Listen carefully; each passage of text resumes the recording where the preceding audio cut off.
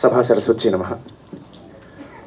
34 ఏళ్ల క్రితం 1991 జూన్ 13 నాకు 6 ఏళ్ల వయసు. నేను మొట్టమొదటిసారి కెమెరాని ఫేస్ చేశాను.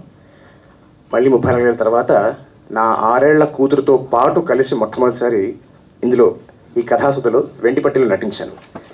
It's a great memory for me. దానికి ముఖ్య కారకులు సతీష్ గారు. అయితే ఆయన దగ్గరికి వచ్చే ముందర ఖచ్చితంగా స్మరించుకోవాల్సింది ఇందాక పెద్దలందరూ చెప్పినట్టు రామోజీరావు గారు.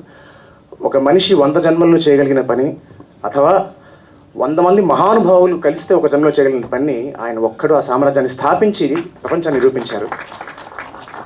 ఆయన గొప్పతనం ఏమిటి అంటే అందరికీ తెలిసిందే. కానీ నాకు ప్రత్యేకించి ఈటీవీ కన్నా ఆ సంస్థన రామోజీరావు గారన్నా ఎందుకు గౌరవం అంటే, ఇవాళకి కూడా అంటే నేను చైల్డ్ ఆర్టిస్ట్గా ఉన్నప్పటి నుంచి ఈటీవీ సంస్థతో నాకు అనుబంధం ఉంది. హీరోగా చేశాను. అలాగే ఛాంపియన్ అనే షో ఇందాక అజయశాంత్ గారితో మాట్లాడుతూ ఆ షోకి నాకు నంది అవార్డు కూడా వచ్చింది బెస్ట్ యాంకర్గా. తెలుగు భాషని బ్రతికిస్తున్న సంస్థల్లో ఈటీవీ కూడా ఒక సంస్థ. ఇప్పటికీ తెలుగు భాష బతుకుందంటే దానికి కారణం ఈటీవీ అని ఖచ్చితంగా చెప్పగలం. అలాగే తెలుగు సంస్కృతిని కాపాడుతున్న సంస్థ. సో అటువంటి సంస్థలు వచ్చే సినిమాలన్నీ కూడా ఇందాక పెద్దలు చెప్పినట్టు చాలా చాలా మంచి సినిమాలు, హృదయమైన సినిమాలు. ఇందాక రవి గారు అన్నారు, అలాగే అనిల్ గారు కూడా చెప్పారు. సో వీరందరూ రావడం వాటి కార్యక్రమానికి చాలా చాలా ఆనందం sir. Thank you so much for being here. And Raghavendra Rao గారు, నేను ఇన్నేళ్ళుగా యాక్ట్ చేస్తున్నాను కానీ ఎంతోమంది డైరెక్టర్స్ వర్క్ చేశాను, ఆయనతో చేయలేకపోయాను. చెప్పుకోవడానికి సిగ్గుచేటు. ముగ్గురు మనగాళ్ళ సినిమాకి నన్ను అడిగితే అప్పుడు నా డేట్స్ లేవని నేను మిస్ అయిపోయాను సార్. కానీ ఈటీవీ పుణ్యమాని, కథాసుధ పుణ్యమాని మీ కథలో ఇప్పటికే నటించే అవకాశం రాగలిగితే నా జన్మధన్యమని భావిస్తాను సార్. మీలాంటి మహానుభావుల దగ్గర పనిచేయడం అదృష్టం. అండ్ అలాగే ఇంకా ఈటీవీ సంస్థ, ఈటీవీ విన్ ఈ యాప్ వచ్చింది. నేను 2009లో 1940లో గ్రామం అనే సినిమా చేశాను. సినిమాకి నేషనల్ అవార్డు వచ్చిన తర్వాత నేను నా చదువు కోసం బ్రేక్ తీసుకున్నాను. మన ఇండస్ట్రీ గురించి తెలిసిందే, కొన్నాళ్ళు మనం బ్రేక్ తీసుకుంటే ఇండస్ట్రీ కొన్నాళ్ళు బ్రేక్ ఇస్తుంది. అలా ఒక 7-8 ఏళ్ళు గడిచిపోయింది. ఆ తర్వాత నేను మళ్ళీ వచ్చాను, నేను చేస్తాను, నేను చేద్దాం అనుకుంటున్నా. హీరోగా కాదు, I want be an actor, ఒక పర్ఫార్మర్ అవ్వాలనుకుంటున్నాను అని నేను చాలా కమ్యూనికేట్ చేస్తే అప్పటికి ఓటీటీ ప్లాట్ఫామ్స్ లేవండి. లీడ్ యాక్టర్ అనే టెక్నాలజీ లేదు. అయితే హీరో లేదా హీరో ఫ్రెండ్ క్యారెక్టర్ లేదా తమ్ముడు క్యారెక్టర్ ఇంకోటి.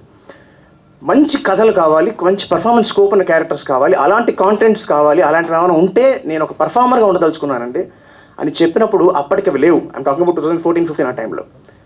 సరే, చాలా కాలం తర్వాత మళ్ళీ నన్ను గుర్తు పెట్టుకుని నా మీద అభిమానంతో, ప్రేమతో ఆయన డైలాగ్ రైటర్గా నేను హీరోగా పనిచేసిన టైంలో ఉన్నప్పుడు మాటిచ్చిన సతీష్ గారు గుర్తు పెట్టుకుని మళ్ళీ నన్ను వెండితెరకు పరిచయం చేశారు. ఎంత మంచి వాడాలన్న సినిమాతో. దాంతో మళ్ళీ నేను వెండితెర మీదకి వచ్చాను. అంతేకాదు దాని తర్వాత ఆయన ఎప్పుడు గుర్తుపెట్టుకుని ఆయన ప్రేమగా ఆయన సకల కళ కూడా పిలుస్తుంటాడు. ఆయన ఎంతో హృదయంగా మాట్లాడుతుంటారు. నాకు ఆయనలో ఉన్న రచయిత, దర్శకుడు ఎంత ఇష్టమో అంతకు మించి ఆయనలో ఉన్న మనిషి చాలా ఇష్టం. అటువంటి మంచి మనిషి చేసిన మంచి మంచి కథలు ఇందులో ఉన్నాయి.